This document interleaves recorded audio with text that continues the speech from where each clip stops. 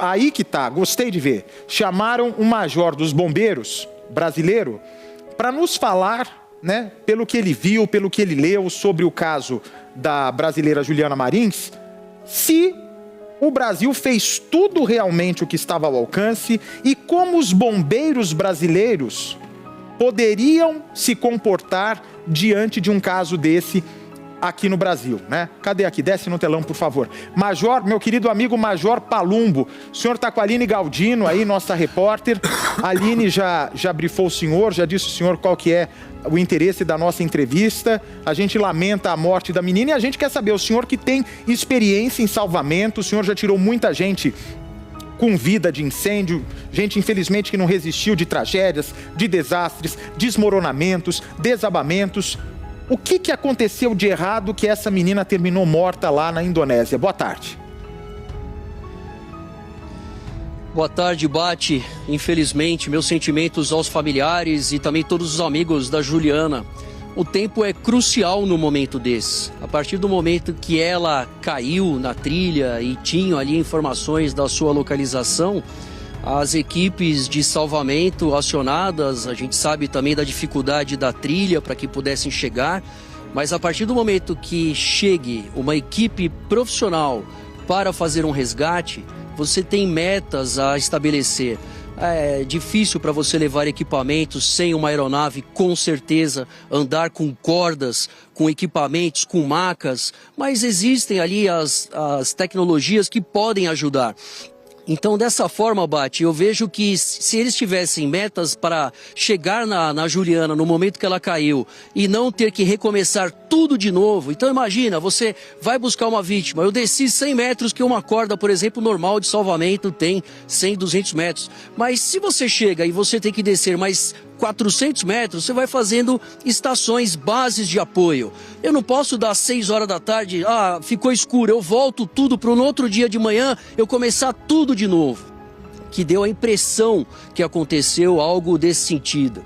E a gente tem que ter a resposta principalmente de quem estava com a menina. Deixaram a menina para trás, ela estava sozinha numa trilha complicada. A gente sabe também da dificuldade de acesso por helicóptero por causa do tempo, que seria a única forma exclusiva para retirá-la daquele local. Principalmente como as imagens mostraram a menina ainda toda encolhidinha no momento da queda.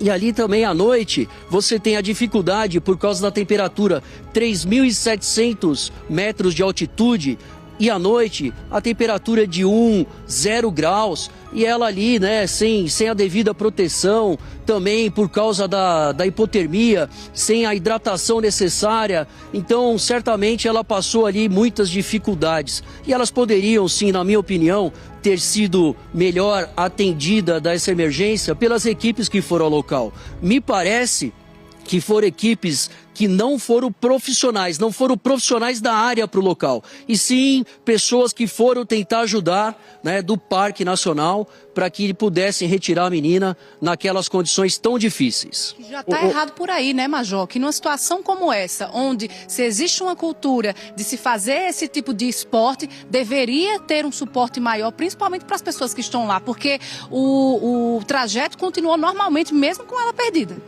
Esse é a grande discussão.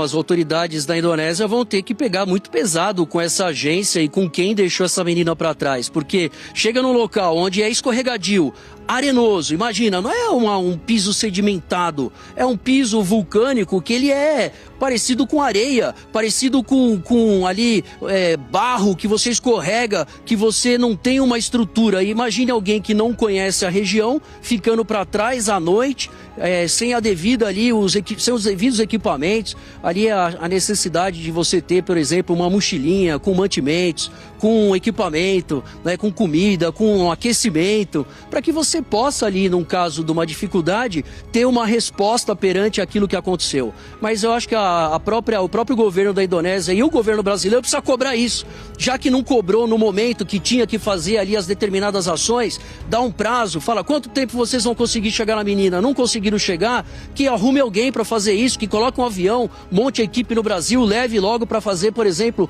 um resgate, que é difícil, é uma área difícil, é uma área de acesso complicado, mas eu acho que a gente tem que ter resposta nessa hora, porque não dá para deixar uma menina naquela condição, do jeito que ela ficou, e as equipes ali tentando fazer algum planejamento que não funcionava. E nesse momento a gente tem que ter ali um pulso firme para colocar as ações. Major, e com certeza ter ali gente que possa retirar a menina daquela condição. Major, qual que é a dificuldade de se botar um bendito drone para levar comida, mantimento, algum remédio para essa menina?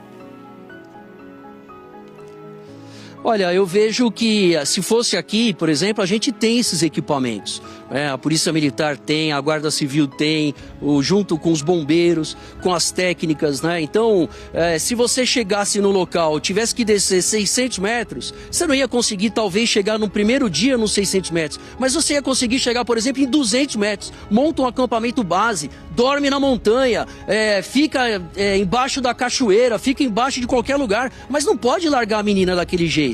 Então a estrutura, para mim, dentro da minha visão que eu tenho de Corpo de Bombeiros aqui em São Paulo, foi uma visão que as equipes, elas cometeram algumas falhas operacionais, porque a menina ficou uma grande quantidade de tempo e eles não conseguiram acessá-la. E um drone, um equipamento, um helicóptero, ele vai depender bastante das intempéries. E ali também é difícil, Bate. Imagina lá um helicóptero, ele vai subir a 3.700 metros de altitude. Ele pode levar determinada quantidade de combustível, ele pode ficar pairado no ar por determinado tempo. Teoricamente, ele teria que chegar no local, lançar alguns socorristas, voltar, fazer um reabastecimento, voltar de novo. Enfim, é uma operação difícil. É igual quando aconteceu o resgate dos meninos lá nas cavernas da Tailândia. Algo que foge do controle das pessoas normais. Então eles precisam ter profissionais para fazer isso. E aí fica aí esse recado, porque as autoridades da Indonésia vão ter que tomar uma providência perante tudo que aconteceu ali. E também a aproximação desse helicóptero num local onde você tem muito pedregulho, né, onde você tem muito barro e pedra, ia fazer com que tudo isso subisse e colocasse em risco até mais ainda a menina. Agora, a pergunta que eu faço para o senhor é: aqui no Brasil a gente sabe que vocês, bombeiros, ganham muito pouco, mas trabalham muito, e a cada ação que vocês entram é como se vocês estivessem salvando uma pessoa da família de vocês. A gente sabe o quanto o bombeiro militar brasileiro é dedicado. O senhor não acha que lá na Indonésia eles já estão cansados de gente se metendo nessa furada aqui, essa trilha? E as pessoas assinam um termo de risco e eles pensam o seguinte: o quê? Eu vou me arriscar para descer ali? Isso daí é a morte, isso daí é um abismo, ninguém sai vivo. Eu que não vou arriscar minha pele para salvar alguém que eu nem conheço. O senhor não acha que rolou um pouco de medo nesses homens lá da Indonésia, quando eles viram: não vou descer nisso não? Porque depois eles não vão subir também. Se não estão conseguindo tirar uma menina, por que vão conseguir tirar eles? É difícil, Bate, mas as condições climáticas e também de relevo, elas são complicadas, a gente sabe. Mas eu vejo a falta de profissionalismo, não deles, mas eu falo o profissional, de um bombeiro profissional de estar ali.